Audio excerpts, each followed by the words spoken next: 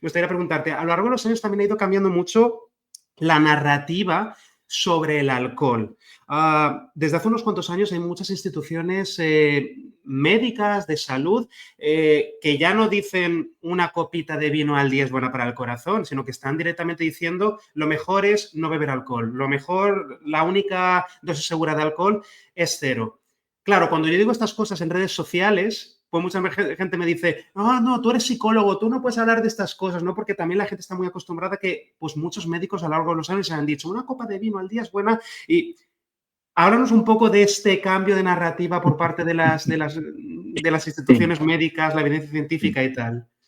Mira, cuando yo estudiaba en Valencia, el catedrático de cardiología, que fue el primer catedrático de cardiología, él era internista, entonces recuerdo que nos decía, cuando explicaba el tema del corazón y los problemas de las enfermedades cardiológicas, de las coronarias, recuerdo que en aquella época él decía una frase y es, miren, el alcohol es un vasodilatador coronario.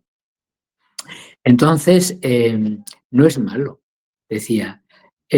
Lo que pasa es que hay que elegir tomar un buen alcohol.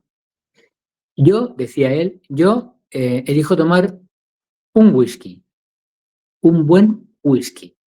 Y les aconsejo que esa es una buena práctica. Entonces, te estoy hablando del año 81, ¿no? Es decir, de aquel entonces, que era, pues hubo muchos estudios que, de alguna manera, pagados por las alcoholeras, Luis Miguel, ¿no? Sí. Había muchos estudios donde intentaban demostrar que el consumo moderado era bueno para la salud. Y lo consiguieron demostrar porque hicieron pues un poco de trampa, ¿no? Es decir, que cogieron una población muy importante en Estados Unidos y los evaluaron en función de los problemas cardiovasculares que tenían y la cantidad de alcohol que consumían. Bueno, lo que se dieron cuenta era que aquellas personas que no bebían nada eran abstemios, abstinentes. Luego estaban los que bebían un poquito, beber moderado, y luego estaban los que bebían por encima, en aquella época todavía no estaba el concepto de consumo real, pero bueno, los que bebían mucho, ¿no? Entonces se veía que los que más problemas tenían eran los que bebían mucho, que luego bajaban a los que bebían moderadamente y subía un poquito a los abstemios. Era un modelo en J, ¿no? Y entonces para ellos era evidente, beber un poquito de alcohol es mejor que no beber y que beber mucho. Eso no era, bueno, efectivamente, dicho así, parece cierto, pero no, porque realmente en aquellas personas que se declaraban abstemios, que estaban en abstinencia, el porcentaje de personas con adicción al alcohol era muy alto. Por lo tanto, realmente lo que estaban comparando es personas que beben moderadamente con antiguos alcohólicos y personas que beben mucho, ¿no? Entonces, así les salía la trampa. Claro, todo esto, digamos, trajo, bueno, digamos, la publicidad de las alcoholeras, que si el alcohol es bueno, qué tal. Luego, cuando se han estudiado, porque claro, Luis Miguel, relacionar una patología tan compleja como son los problemas con tus coronarias, con solamente una sustancia, es muy reduccionista. Entonces, los estudios han ido ampliando.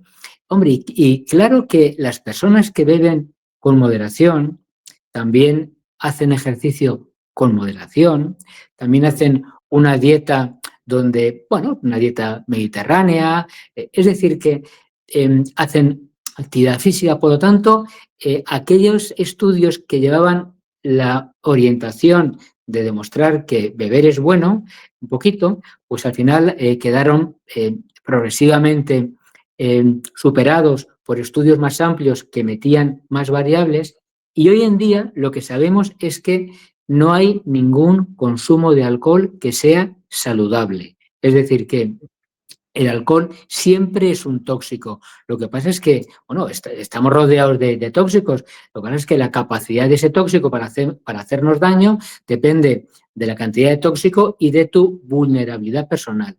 Pero diré una cosa para tu programa que yo creo que es algo importante, y es que ya sabemos que, como te he dicho, el mejor nivel de alcohol, 0.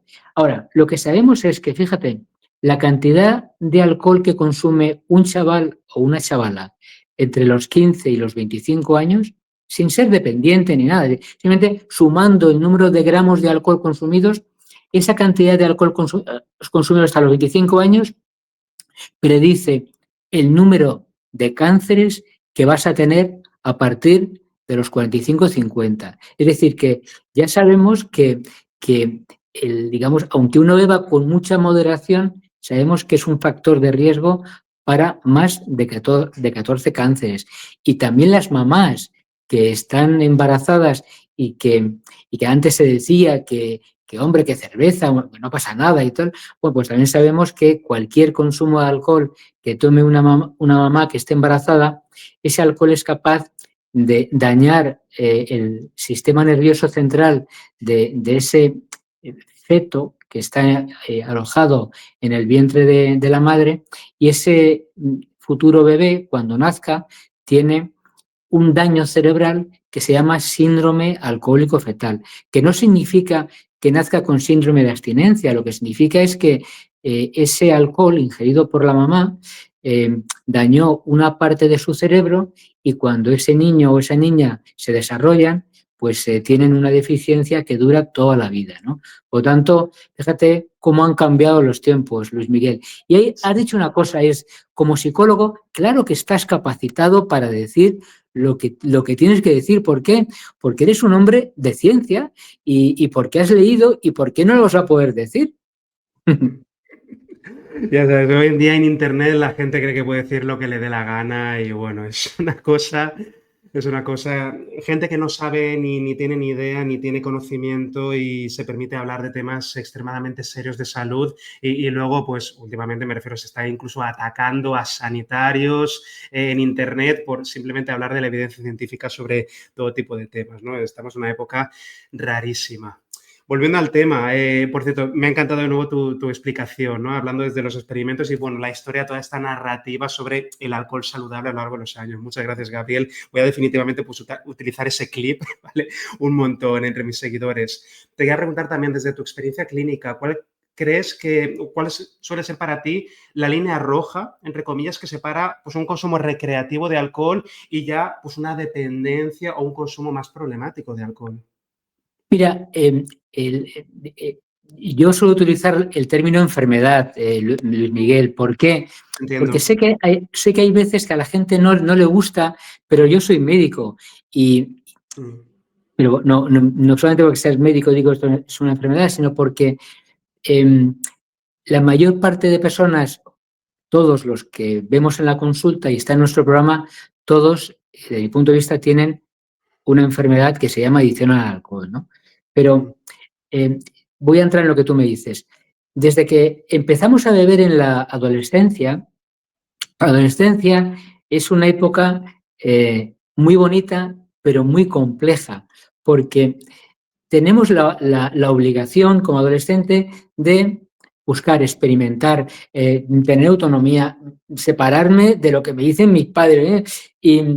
Pero por otra parte también, jolín, se te caen muchos mitos, ¿no? La idealización que tú tenías de los padres. En la adolescencia te notas transformado, los granos, pues no me gustó el pelo, es decir, que es una época donde hay sales o estás en una especie de punto intermedio donde hemos dejado atrás una infancia que había cosas que nos gustaban porque nos sentíamos protegidos, nos sentíamos acogidos, donde teníamos muy pocas responsabilidades, y ahora, y es que incluso si no sabemos ni quiénes somos, ni qué queremos ser, y están todas las responsabilidades que están ahí. Entonces, esa es una época donde, teniendo en cuenta las inseguridades que todos tenemos, por lo menos yo, ¿no? Como adolescente, ¿no? Pues claro, si encima tus amigos, tus amigas, parece que hay que beber porque beber es cosa de adultos, ¿no? Entonces, claro, el alcohol tiene tantos efectos, Luis Miguel, que es muy improbable que no dé con algo que te hace falta. Que soy tímido, me quita la timidez. Que estoy con ansiedad, me relaja momentáneamente. Que estoy rayado, me quita. Es decir, entonces utilizamos el alcohol, vemos que nos permite estar en el grupo, ya soy uno más de vosotros, ya bebo como vosotros, ¿no? Aparte, como somos cuando éramos niños, veíamos que nuestros mayores bebían y se lo pasaban bien, y ya sin haber probado el alcohol, ya sabemos lo que nos va a producir, y es algo positivo. Aún sabemos muy bien que, pero algo positivo. Entonces, la línea roja que, como tú dices muy bien, separa el consumo recreativo de el primer paso para la adicción es cuando empezamos a consumir el alcohol para aliviar las llamadas emociones negativas o desagradables. Es decir, cuando nos damos cuenta de que en esta reunión con mis amigos prefiero estar un poquito entonado porque así ya... ha habido pacientes que lo que me han dicho es, Gabriel, es que yo cuando empecé a beber, yo me daba cuenta que con el alcohol era quien yo quería ser.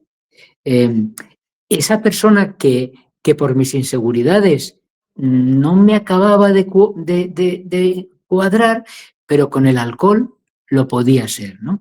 Entonces, la línea roja, que como tú has dicho muy bien, que separa el consumo recreativo de la adicción, es empezar a beber por refuerzo positivo, ¿no? Para aliviar, porque luego, qué es lo que ocurre? Pues como somos animales que aprendemos muy bien, si yo he aprendido que el alcohol alivia mi tristeza y hoy estoy un poco preocupado, bueno, y entonces me doy cuenta de que mi tristeza y mi preocupación y me quita las rayaduras. Y cuando estoy con chicas soy capaz de sentirme que más poderoso, más desinhibido. Entonces empezamos a generalizar el consumo y llega un momento, que ya estamos en el camino de la adicción, llega un momento, Luis Miguel, donde notamos algo raro. Es decir, cuando tú les preguntas a los pacientes en qué momento sintieron que entre el alcohol y ellos había algo raro, ha habido personas que me han dicho, pues mira, tenía yo 25 años y yo ya bebía bastante, me dijo uno, y una tarde estaba preocupado porque al día siguiente tenía que cantar un tema y abrí una botella de ron, me eché un vaso y me produjo algo que jamás lo había notado antes. Y me di cuenta que eso era raro. Me había gustado y luego ya apareció las pérdidas de control. Es decir, que hay veces que la gente empieza a beber y a partir de la segunda o de la tercera ya comienza a no poder parar. Hay gente que lo define como siento un impulso interior o un calor en la boca, ¿no? Y en ese mismo contexto aparecen también, Luis Miguel, las críticas de tus amigos, joder, el otro día, macho, vaya la que liaste, o incluso de tu familia, cómo viniste el otro día. Pero, ¿sabes qué ocurre? Que cuando nos llaman la atención por una crítica de estas, lo primero que hacemos es negarlo. No sería para tanto. Vale, lo negamos, pero dice, bueno, igual tienen razón, venga, voy a estar 2 semanas sin beber. Y Luis Miguel, estamos 2 semanas sin beber y nos sentimos que no pasa nada. Y decimos, lo controlo, voy a intentar beber más despacio de otra manera. Y así es como progresamos hasta que llega un momento, Luis Miguel, donde quien dirige la conducta ya es el alcohol. ¿Hasta qué punto es el alcohol? No solamente hasta el punto de utilizarlo para quitarme las emociones desagradables que tengo, sino porque, oye, el viernes hemos quedado a cenar con Antonio y Pepa. y dices, qué rollo, yo prefiero que quedemos con Juan y Manuel. ¿No quieres que...? Tienes No, que son beber. unos rollos. Y realmente, aunque ha sido en 0, esa decisión, pero esa decisión la has tomado porque las personas con las que ibais a quedar para cenar no beben o beben muy poco, son un aburrimiento para ti y has optado por la otra conducta porque entre las dos, esta última te apetecía más porque allí estaba el alcohol. Es decir, que ya no solamente que utilizas el alcohol para quitarte las emociones negativas, sino anticipas qué puede pasar si estoy en tal o cual sitio y te decantas, decides por estar con o en los lugares donde hay alcohol. Ese sería, digamos, todo el camino que hace una persona desde que empieza a probarlo cuando era un crío o una cría hasta que acaba. Y luego ya vienen más complicaciones y entonces ya pides el tratamiento o con el psicólogo, con el psiquiatra, con el médico. Me encanta cómo has explicado, Gabriel, sobre todo ese especial énfasis en las funciones psicológicas que cumple el alcohol para cada persona. Me siento más atractivo cuando tomo alcohol, siento que se me olvida la ansiedad social cuando tomo alcohol. Y cómo esto va avanzando a lo largo de los años, cómo uno se va acostumbrando a que el alcohol sea la principal herramienta para lidiar con los momentos difíciles del día a día. Y uno va formando rituales, uno se acostumbra a tener que tomarse una cerveza al volver a casa de trabajar o todos los viernes, porque si no, ya empieza a anticipar que se lo va a pasar mal. Y esto además creo que conecta muy bien con la siguiente pregunta que te quería hacer, Gabriel. La dependencia del alcohol muchas veces va acompañada de otros trastornos, ya con mayúsculas, trastornos de la ansiedad, depresión. Háblanos un poco de la patología dual, de cuando los problemas con el alcohol van acompañados de otros problemas psicológicos también serios. Mira, también te lo voy a decir, primero porque hemos compartido orígenes de nacimiento, de tu padre por lo menos, y formación.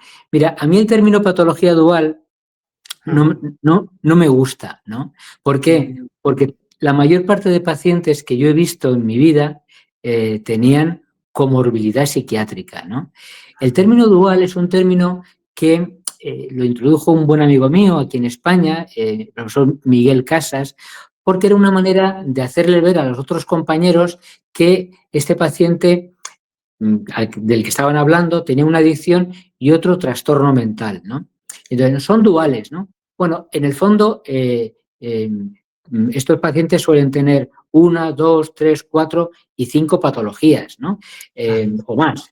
Pero bueno, el término dual, a mí me gusta más hablar de comorbilidad, pero bueno, sé lo que quieres decir, ¿no? Por ejemplo, desde que yo empecé a trabajar en los años 80 con personas con adicción al alcohol, ahora la comorbilidad psiquiátrica de sus otros trastornos mentales ha variado de manera importante.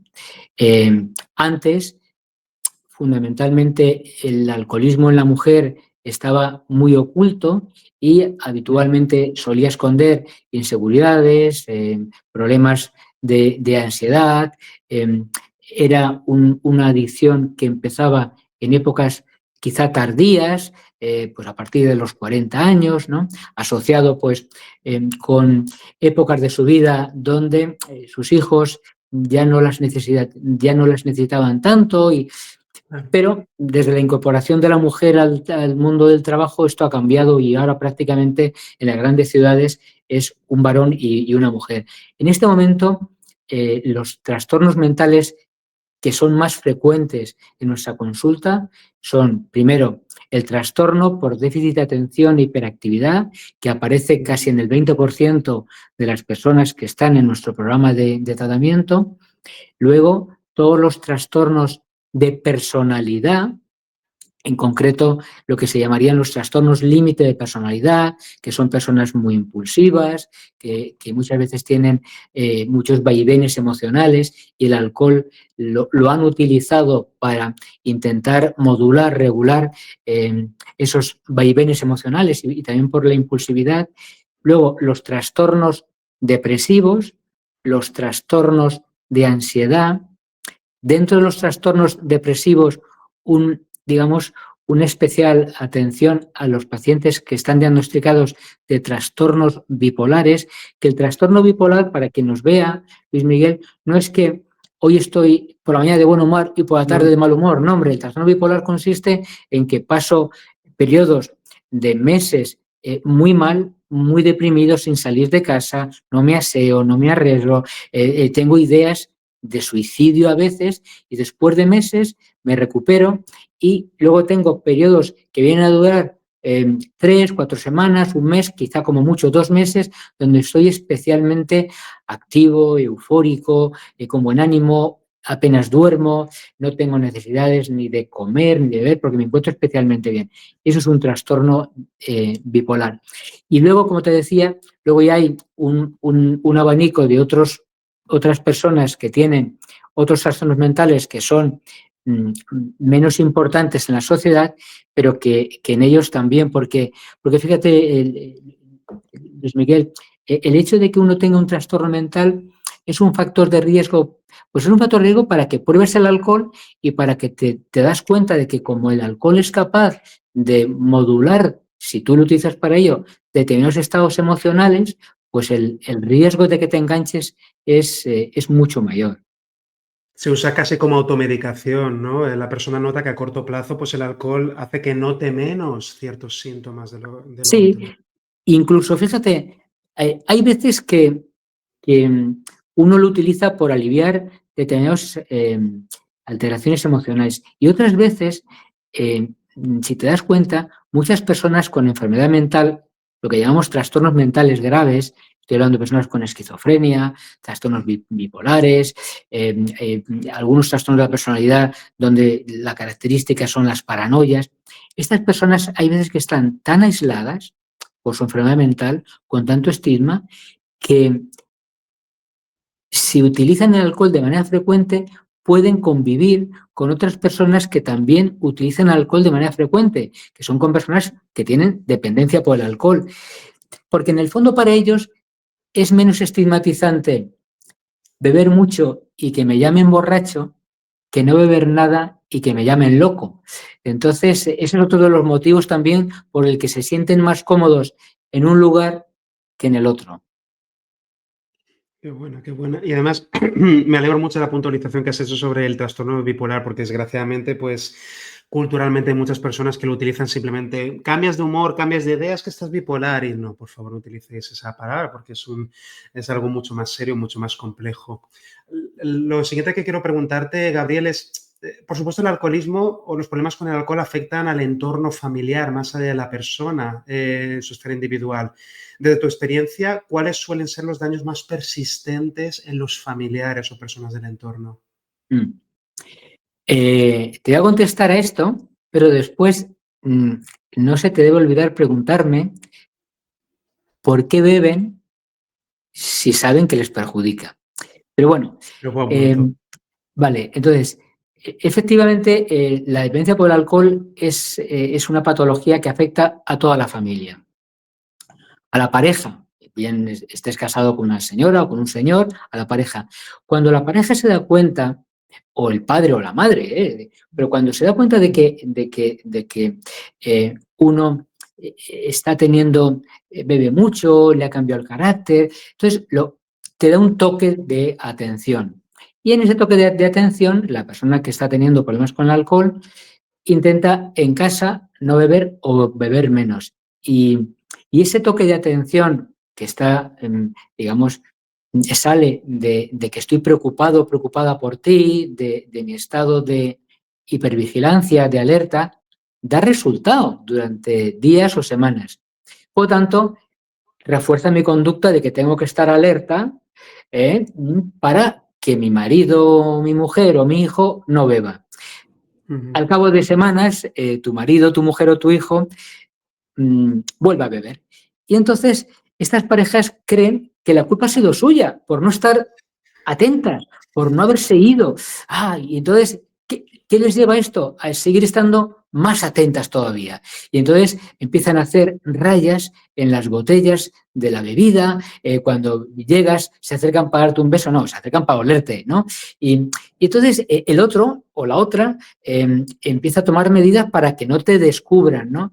Y esto en las parejas o en las familias genera un cuadro que no es una patología, porque es, digamos, son alteraciones de conducta que tú desarrollas por la enfermedad del otro, que a veces se le llama, o se suele llamar codependencia.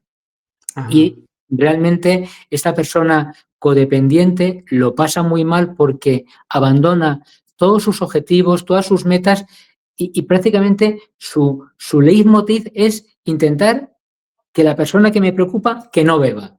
Y abandonas no solamente a tus hijos, en el sentido de que pasan a tener, vale, sí, os quiero, me preocupo, pero primero papá, que es el que tiene problemas con el alcohol, ¿no?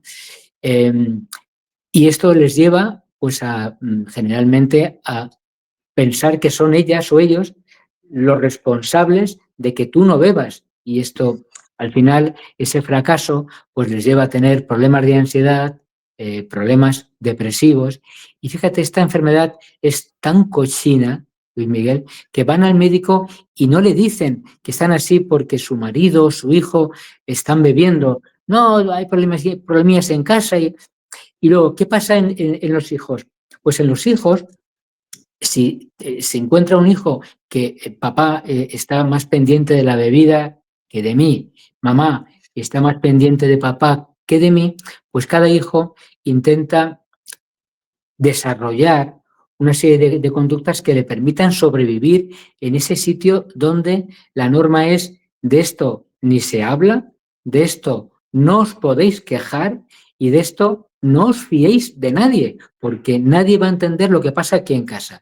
Por lo tanto, son críos y crías que bajo ese secretismo de que esto no se, pues muchos de ellos adoptan una posición de rebeldía frente a lo que pasa en casa y son pues los más rebeldes de la familia, incluso a veces esto les lleva a beber por rebeldía, porque ¿por qué no voy a beber? Si mi padre bebe, yo también bebo. Bueno, aparte, yo, como le pasa a todos los hijos de personas con adicción, a mí esto no me va a pasar porque yo ya sé de qué va esto, ¿no? Luego está en la otra posición, la de que como veo que en casa papá está con lo que está y mamá está, pues yo voy a ayudar. Y entonces me convierto en la, no solamente la hermana mayor de mis hermanos, sino que me convierto en la mamá que no está, porque la mamá está pensando y ocupándose de papá, ¿no? Luego está el otro hijo o hija que no quiere líos y que intenta pasar desapercibido, ¿no? ¿Por qué? Pues porque entonces hay veces que va un poco por casa, siempre le llaman el ausente, ¿no? Parece que uno no se quiere comprometer, pero es la estrategia que uno ha elegido para poder sobrevivir en esta familia. Y luego está la de el chico, el hijo o la hija que son sumisos y que hay que obedecer, hay que hacer todo lo que dicen. Bueno, pues estos patrones de conducta nos dejan secuelas cuando, no solamente cuando somos adolescentes, sino también cuando somos adultos, ¿no? Entonces hay manuales de cuáles son los problemas psicopatológicos, psicológicos, psiquiátricos que tienen los hijos y las hijas de las personas con adicción al alcohol. Es decir, que tristemente son muy numerosos, Luis Miguel. Son muy numerosos. Es una de las cosas más dolorosas el tener a pues un familiar con problemas de adicción que no admite el problema o que no quiera dejar de beber, etcétera, etcétera. Y muchos familiares se queman muchísimo a nivel psicológico. Me pediste hace un rato, Gabriel, que te preguntase después por qué beben, por qué siguen bebiendo si saben que les perjudica.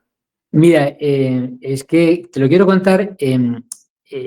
Acabo de terminar mi segundo libro. El primero lo dediqué a las familias y el segundo, como no me he muerto, el segundo, porque el primero creí que me moría y por eso escribí un libro que le debía Joder. a una paciente mía, ¿no?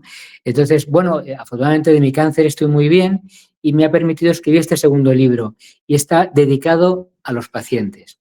Y cuando Me digo alegro mucho dedicado, por ti, Gabriel, me alegro mucho por ti. Y cuando digo dedicado a los pacientes significa que he cogido testimonios de los pacientes de los que yo he aprendido para ponerlos en primer lugar.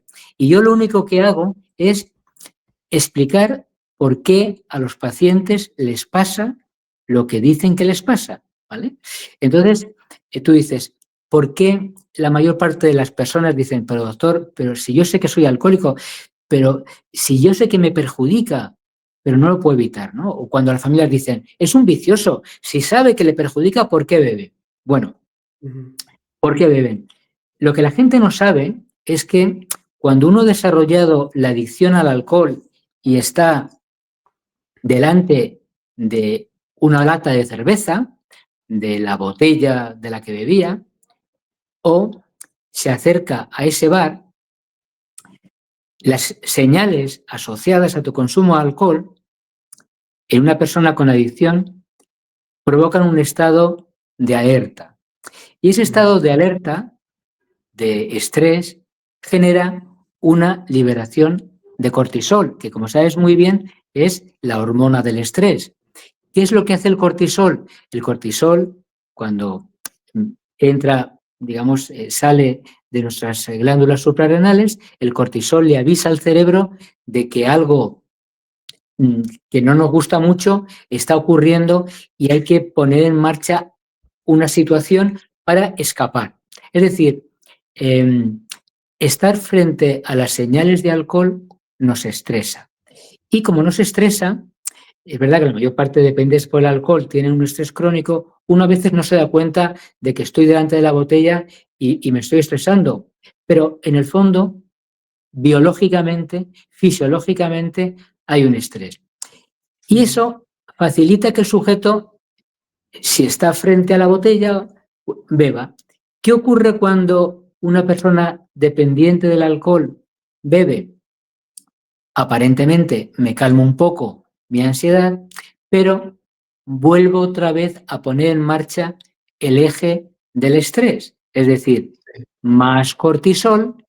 El cortisol, como es una alerta, más deseos, pero esa pequeña cantidad de alcohol, Luis Miguel, como nuestro cerebro, que es el que dirige nuestra conducta a medio y largo plazo, es nuestra corteza frontal, que es la parte más nueva, las primeras neuronas que se bloquean o se inactivan como consecuencia del alcohol son estas. Por lo tanto, si estas ya no inhiben, si ya no controlan, quien se queda libre de todo bloqueo es nuestro cerebro límbico, que se encuentra en una situación donde nuestra corteza frontal ya no controla nada.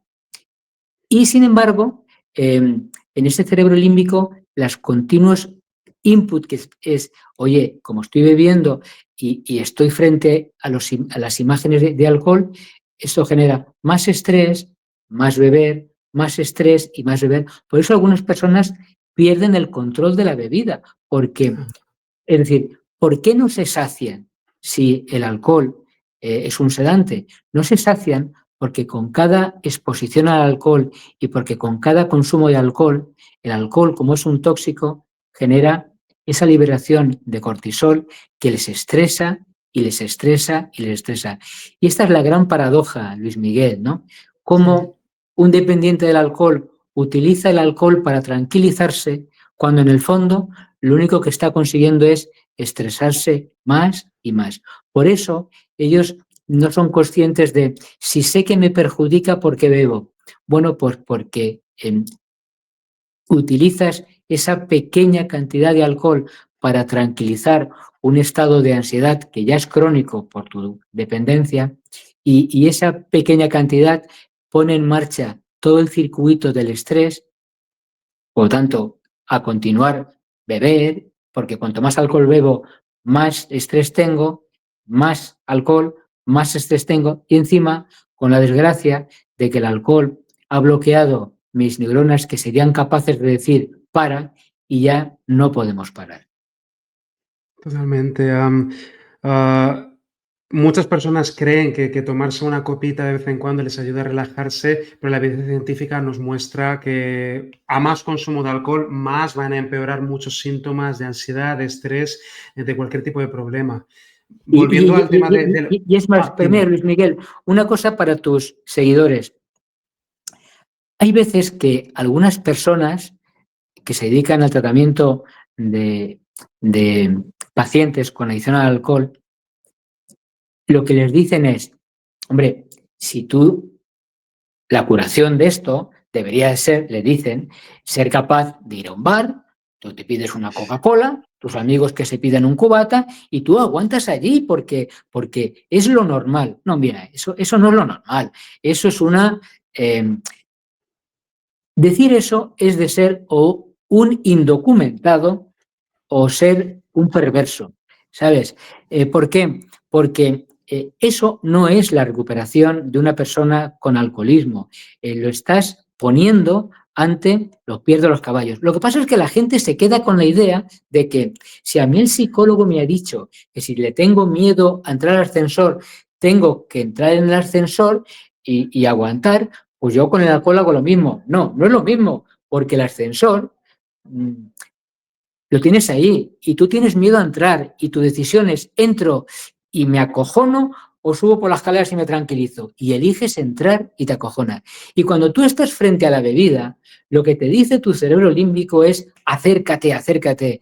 Y lo que te dice tu cerebro racional es aléjate que la vas a cagar. Entonces, lo que, igual que en las fobias le haces caso a tu cerebro racional y entras al ascensor, aunque te asuste, en el alcoholismo tienes que hacerle caso a tu cerebro racional y aunque te moleste alejarte y te genere, estás haciendo lo correcto, es decir, no hacerle caso a tu cerebro límbico. Por eso, aplicando el aprendizaje, yo no sé cómo hay personas que pueden decirle a los pacientes, tú ya llevas un año sin beber, tú ya estás curado. Esta es una enfermedad. Nosotros hemos publicado hace muy poco y te dejo que la siguiente pregunta, y es que a los pacientes dependientes del alcohol, cuando ya habían decidido hacer nuestro programa, los poníamos delante de una cámara, perdón, de una pantalla donde veían imágenes o de alcohol o neutras. Y les cogíamos 2 electrodos en el auricular y cuando estaban viendo esas imágenes, a través de unos auriculares, les provocábamos una respuesta de sobresalto, un sonido. Entonces, lo que sabemos después de muchos años es que cuando uno está viendo una imagen agradable y te sobresaltan, ese sobresalto es menor que cuando estás viendo algo desagradable. Entonces, somos capaces de saber lo que te agrada o no te agrada algo que estás viendo en función de cómo se contraiga tu auricular. Entonces, nosotros a los pacientes les medíamos el cortisol salivar antes y después de este experimento, cuando decidían meterse en el programa, que llevaban 3 meses en abstinencia. Y sabían que los íbamos a reclutar 4 años más tarde. Nuestro programa dura 2 años. Luego, en esos 2 años, hicimos un seguimiento telefónico y a los 4 años les volvimos a llamar. Pues Luis Miguel, el cortisol basal salivar de esas personas que llevaban 4 años en abstinencia, quitamos a los que habían recaído, era prácticamente igual al que tenían cuando vinieron y decidieron entrar a nuestro programa. Pero la apetitividad, digamos, objetiva, no subjetiva, la apetitividad medida por cómo tu reflejo digamos, de la contracción del orbicular, ¿no? Pues tu apetitividad era la misma. Por lo tanto, lo que conseguíamos es algo que nos decían los pacientes y es que, doctor, yo, aunque lleve 5 años sin beber, yo sé que si me expongo, paso 2 noches mal. Entonces, conseguimos demostrar lo que nos cuentan los pacientes y de alguna manera desactivar esta charlatanería, ¿no? De que tú ya estás curado y tú ya puedes beber como una persona normal. Vamos con la Gabriel, siguiente pregunta, compañero, Miguel. Gabriel, compañero, me encanta que hayas hablado de esto. Es otra batalla que yo llevo librando unos cuantos años, porque me encuentro con muchos compañeros y compañeras psicólogos que creen que las adicciones se pueden tratar con exactamente la misma lógica que otros problemas psicológicos, por ejemplo, una fobia. Bueno, pues ya llevas un tiempo sin beber, pues ya puedes beber y ahora contrólalo. Cuando, no, a ver, no, ahora que la persona ha conseguido estar un tiempo sin beber, no tiene que volver a adaptarse a un entorno, un estilo de vida que promovía el alcoholismo. Porque un signo de recuperación tiene que ser que la persona vuelva al bar con sus amigos. A lo mejor el signo de recuperación es que la persona aprenda a vivir su vida, a disfrutarla sin tener que ir al bar, sin que eso sea el centro de reunión de su vida social. Y que Totalmente, totalmente aprenda de acuerdo. a salir a hacer senderismo, salir a tomar un café con alguien. Porque tenemos que ver como signo de recuperación volver a empujarle al mismo estilo de vida que lo hundió en el alcoholismo en cierto momento. Y yo muchas veces les cuento a muchos de mis pacientes de terapia, el hecho de que estés cambiando tu estilo de vida, estés haciendo cosas completamente distintas a lo que hacías hace años, es buena señal, significa que estás aprendiendo a encontrar otros reforzadores diferentes. Entonces, ¿quién dice que para ser feliz tengas que volver al bar con los amigos de siempre? A lo mejor la recuperación es que o cambies de amigos o aprendas a llamar a esos amigos para quedar a salir con la bici en lugar de ir al bar. Pero me encanta que hayas nombrado ese tema de esa manera porque creo que hay compañeros de salud mental que están haciendo muy mal trabajo por ignorancia, pero que están haciendo muy mal trabajo intentando pues empaquetar las adicciones como si se pudieran tratar con la misma lógica que otros problemas de salud mental. O sea que, chapó. Pero fíjate, esto que tú y yo estamos de acuerdo, dentro de digamos, el concepto de recuperación, cuando le preguntamos a los profesionales, ¿no? Pero nosotros les hemos preguntado a los pacientes, hemos utilizado una serie de entrevistas que vienen de un autor americano, Cascutas, ¿no? Y Sí. para intentar ver en qué consiste lo que los pacientes piensan de la recuperación. Pues de casi 300 entrevistas, el 7% piensan que recuperarse es no beber y mantenerse en abstinencia. Pero el 83% restante consideran que no beber es, perdón, que la recuperación es, desde luego, no beber, saber afrontar mis emociones desagradables sin el alcohol, estar con gente que valore lo que me está ocurriendo, ser capaz de anteponer mis valores al tema del consumo. Entonces, de ese 83%, la mitad se quedan ahí y la otra mitad habla de la espiritualidad, ¿no? Porque muchos de ellos estaban en grupos de alcohólicos anónimos. Todo aquello de lo que te estoy contando, que esto fue hace más de 5 años, aunque aún no hemos publicado el concepto de recuperación en los profesionales, pero aún no hemos publicado el de los pacientes, que te he contado los resultados de manera muy, muy breve. Esto, de alguna manera, veníamos albergando en el programa del 12 que teníamos que intentar completar el programa con algo científicamente comprobado, ¿no? Entonces sabíamos que la primera parte de la recuperación, como tú dices muy bien, tiene que ver con ver qué estilo de vida es el que me permite no beber, es decir, ver personas, espacios donde, bueno, eso es una putada porque lo pasan mal, coño, porque como tú dices muy bien, es que hay veces que uno se da cuenta de que los sábados por la noche no puedo salir con quien salía porque todos beben mucho y ya estoy cansado de que cuando me voy a las 12 los demás dicen, vamos, menos mal que se ha ido, coño, porque nos corta el rollo. Entonces, digamos, la primera parte de la recuperación la llamamos conductual, ¿no? Y decir, bueno, ya sé como que no tengo que beber. La segunda parte de la recuperación, porque si no estoy en abstinencia, la recuperación emocional no la puedo realizar, por lo que te he comentado. Entonces, la segunda parte tiene que ver con, vale, ¿y ahora qué cojones hago? Perdón por lo de cojones, ¿qué cojones hago con mi ansiedad y con mi tristeza? Y es que la vida es tan aburrida. Entonces, hay que enseñarles estrategias técnicas de regulación emocional, donde tienen que aprender que las emociones están ahí y hay que permitir que estén y que se vayan, pero no intentar evitarlas, que es lo que hacían con el bendito alcohol, ¿no?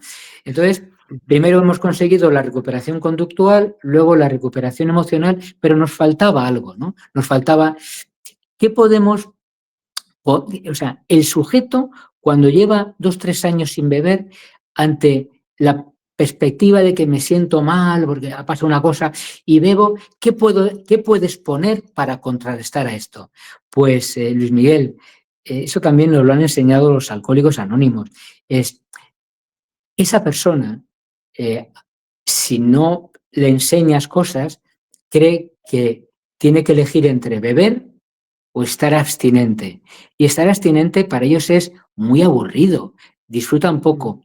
Pero si les enseñas a que la elección está entre beber y llevar un estilo de vida en sobriedad, y un estilo de vida en sobriedad es un estilo de vida marcado por una serie de conductas que tú has reforzado, no de manera tan rápida como con el alcohol, los has reforzado porque están basadas en tus fortalezas y guiadas por tus valores, y por lo tanto esas conductas tienen un premio a medio y a largo plazo.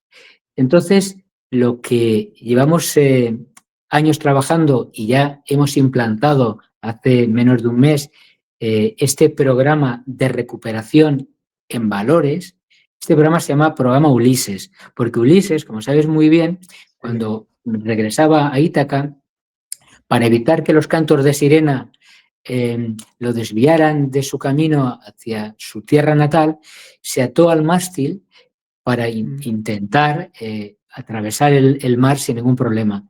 Nosotros creemos que ese mástil son los valores de los pacientes, de tal manera que la persona, si tú le enseñas a ir estableciendo a cuáles son, cómo es mi vida y cómo creo yo que debería ser mi vida equilibrada. Y vale, pues le empiezas a enseñar que para tener una vida equilibrada, coges determinadas áreas y tienen que aprender a ponerse objetivos y metas. Y se consigue. Entonces, en el fondo, Luis Miguel, lo que le estamos enseñando es que a su cerebro, a su corteza prefrontal, cuando han pasado una serie de años, cuando tienen que decidir si bebo o no bebo, no es entre si bebo o la abstinencia, es si bebo o mi estilo de vida en sobriedad. Y es un estilo que está claramente recompensado por una serie de conductas reforzadas a medio y largo plazo con tus valores. Y ese es, digamos, ha sido la culminación del programa del 12 de octubre, recuperación conductual, recuperación emocional y recuperación en valores. Me encanta todo esto tan en consonancia con terapia, aceptación y compromiso, con eso que llamas espiritualidad, ¿no? Es encontrar un propósito, que la persona encuentre sentido a las cosas que hace, que no sea efectivamente simplemente un bebo o no bebo, si no bebo entonces vida aburrida y con inseguridades, etcétera, etcétera, sino, vale, qué cosas son importantes para mí, cómo quiero que mi vida y las cosas que hago, las cosas a las que les dedico mi tiempo estén alineadas con mis valores, con las cosas que son importantes para mí, que a veces pueden ser la familia, a veces puede ser voluntariado, puede ser ponerte metas que sean importantes para uno, que eso es lo que hace al final pues, que una vida sea satisfactoria, feliz y que la persona pues tenga menos y menos necesidad de anestesiarse mediante el alcohol. Y me encanta que estéis trabajando tanto en eso en sus programas. Luis Miguel, que también la gente nos entienda. Estas personas, cuando llevan 5 o 6 años sin beber, pueden estar tan felices como tú o como yo. Es decir, la felicidad claro. es momentánea. Lo que sí es cierto es que estas personas, uno, se consideran dignas, que llevaron muchos años pensando que eran escoria, se consideran dignas, se consideran que son coherentes, ¿no? Y entienden que ahora hacen la vida que ellos han elegido y es la que tienen que hacer. Y estarán tristes o agobiados o estarán como tú y como yo, porque la vida de una persona que está en recuperación no tiene por qué ser ni más feliz ni más triste que la tuya o la mía, porque en muchas ocasiones muchos de nuestros pacientes consideran que lo que les gustaría dentro de 3 años es ser tan felices como ellos eran con la bebida, pero sin beber. Y hasta que se dan cuenta de que eso no es posible, pero que, vale, no estarán como aquel recuerdo que ellos tienen del pasado, pero luego lo que sí vemos es que son personas que tienen coherencia, que tienen dignidad, que tienen valores y que muchos de ellos, como sabes muy bien, se dedican a estar también en grupos de ayuda mutua.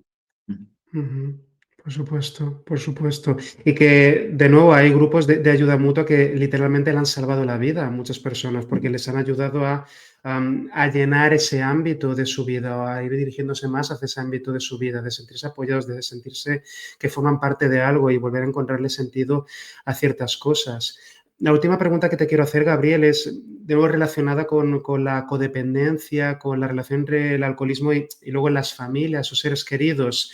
Am, ¿Qué le aconsejarías o qué le dirías a un familiar que tenga miedo de sacar el tema de los problemas del alcohol de otra persona por miedo a crear un conflicto, por miedo a me va a decir que no me meta donde no me llaman, etcétera?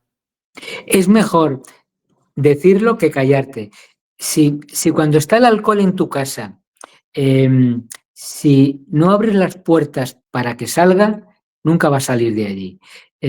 La mayor parte de las mujeres y también algunos hombres con ese patrón de conducta codependiente se han instalado en ese patrón.